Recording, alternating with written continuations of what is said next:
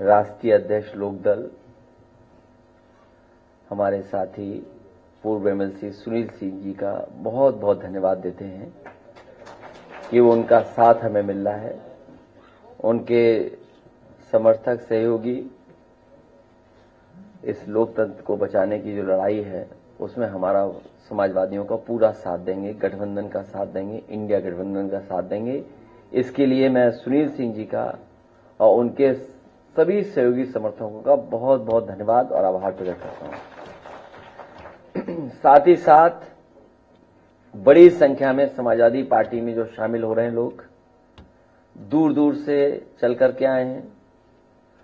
हालांकि कन्नौज के सब लोग हैं, लेकिन इनका संपर्क और जिलों में भी है, आसपास के हरदोई हो, मैनपुरी हो, औरैया हो, उन्नाव हो और आसपास के सभी जिलों में फरक्काबाद, एटा से लेकर के सब जगह ये लोग सहयोग करेंगे।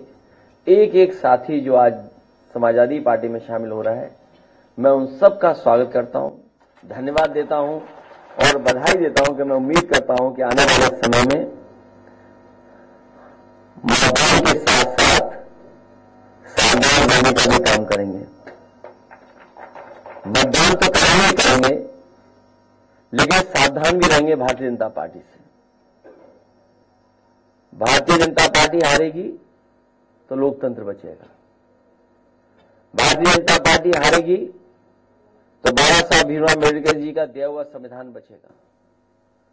भारतीय जनता पार्टी हारेगी तो नौकरी मिलेंगी। भारतीय जनता पार्टी हारेगी तो हमारे किसानों का सम्मान होगा, किसानों को एमएसपी मिलने का काम होगा। इसलिए मैं इस मौके पर, जब देश की निगाहें उत्तर प्रदेश में हैं, उस समय लोकदल हमारा सहयोग कर रहा है, इससे अच्छा काम और कोई नहीं हो सकता है। मैं लोकदल का एक बार फिर धन्यवाद देता हूं, बधाई देता हूं। यहां जितने साथी बैठे हैं, बहुत पुराना संपर्क रहा है। सुनील सिंह जी के पिताजी से भी बहुत गहरे संबंध नेताजी के रहे। एक परिवार की तरह दोनों लोग थे। और जो पुराने लोग हैं, पत्रकार हमारे साथी या मंच पे हमारे साथ जो बैठे हैं, वो जानते होंगे कि सुनील सिंह जी के पिताजी के साथ और उनके परिवार से कितने गहरे संबंध समाजवादी और नेताजी के थे। उस समय जो संघर्ष था, दोनों ने मिलकर के उस समय की जो सरकारें थी उनसे मुकाबला करने का काम किया था। अभी जैसा कि बताया कि चौधरी साहब जी का भी बहुत साथ रहा। हमारे बगल में बैठे राजेंद्र चौधरी जी बता रहे थे कि दोनों लोग, सुनील सिंह जी के पिताजी और वो, एक साथ चुनाव लड़े थे 1974 में। और 1974 ऐसी गिनती है, उसी उम्र के हमारे चौधरी साहब हैं। तो कब 74 और कब 74 के हो गए, ये बहुत पुराना संबंध है। क्योंकि देश में किसानों को हक दिलाने के लिए चौधरी चरण सिंह जी से बड़ा नेता कोई नहीं रहा। अगर कोई सबसे पहले किसान और गरीब और मजदूर और गांव में रहने वालों की आवाज उठाने का काम किया, उनके हक और सम्मान के लिए संघर्ष करने का काम किया, तो वो चौधरी चरण सिंह जी। उन्हीं के रास्ते पे चलने का काम, उन्हीं के बताए हुए रास्ते पे चलने का काम हम सब लोग मिलकर के करेंगे। हमें उम्मीद है कि आने वाले समय में भारतीय जनता पार्टी का उत्तर प्रदेश से सफाया होगा।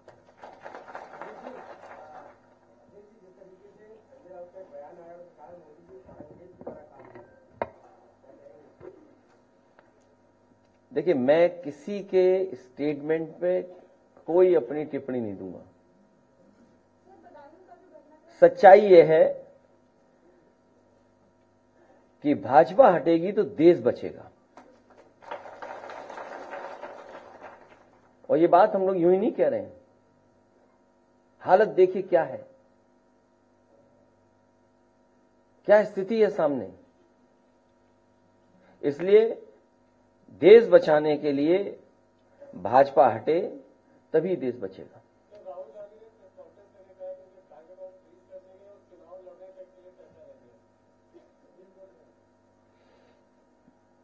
भारतीय जनता पार्टी और भी कुछ कर सकती है। इसीलिए मैंने कहा मतदान और सावधान दोनों करना पड़ेगा। मतदान तो करना ही पड़ेगा, लेकिन मतदान तक हम सबको सावधान रहना पड़ेगा, क्योंकि हमें अपने बूथ की भी रक्षा करनी है। तो ये जितने हमारे साथी आए हैं, हम इन साथियों को इसीलिए सावधान कर रहे हैं कि मतदान तो करेंगे, लेकिन सावधान भी रहें और बूथ की रक्षा करें। अगर बूथ की रक्षा नहीं की तो भारतीय जनता पार्टी का मुकाबला हम लोग नहीं कर पाएंगे। तो ये जो अकाउंट सीज हो रहे हैं, वो इसलिए सीज हो रहे हैं क्योंकि चंदा चोरी में सबसे आगे भारतीय जनता पार्टी है। चंदा भी एक अच्छा शब्द है, लेकिन वो तो वसूली है, वसूली में सबसे आगे है। भारतीय जनता पार्टी ने जो वसूली की है चंदा के नाम पर, वो सबने जान ली और सबने वो आंकड़े देख लिए।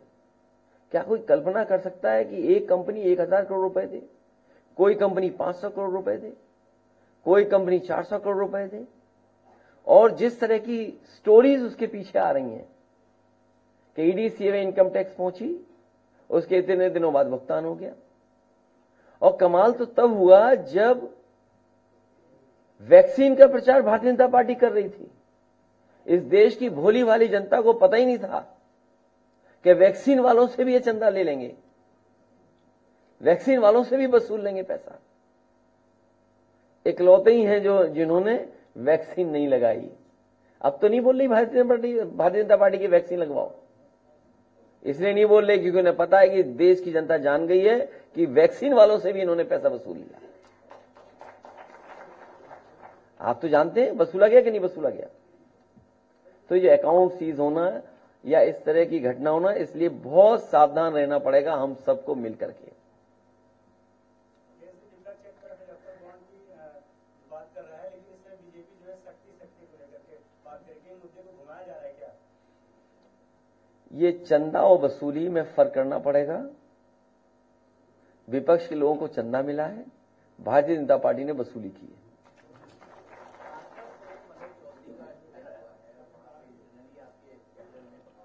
कहां पर? दिल्ली के पास का जिला है, थोड़ा बहुत तो बगावत होगी।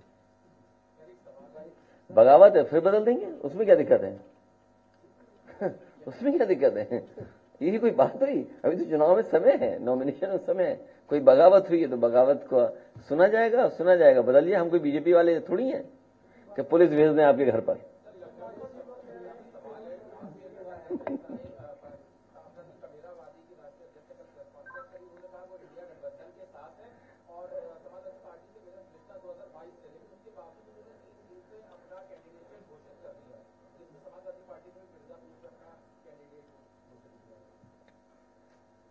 बाईस का गठबंधन था, अब 24 में नहीं है।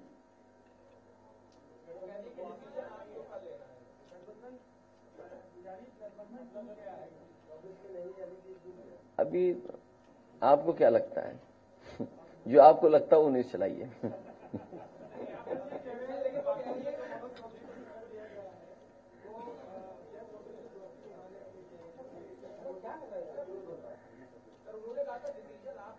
ये मैंने आपसे कहा ना कि हमारे साथ असली लोक दल है। अब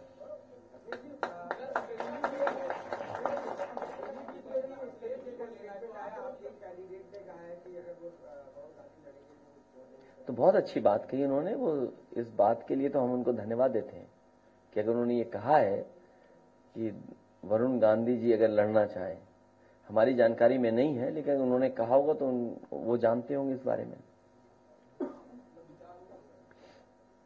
यार क्यों इन बातों को कह रहे हो आप?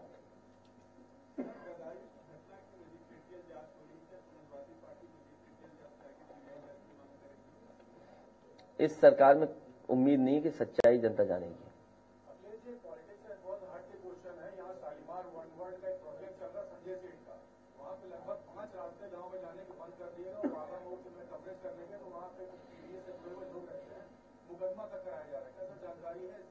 नहीं, मेरी जानकारी में नहीं है, मेरी जानकारी में नहीं है।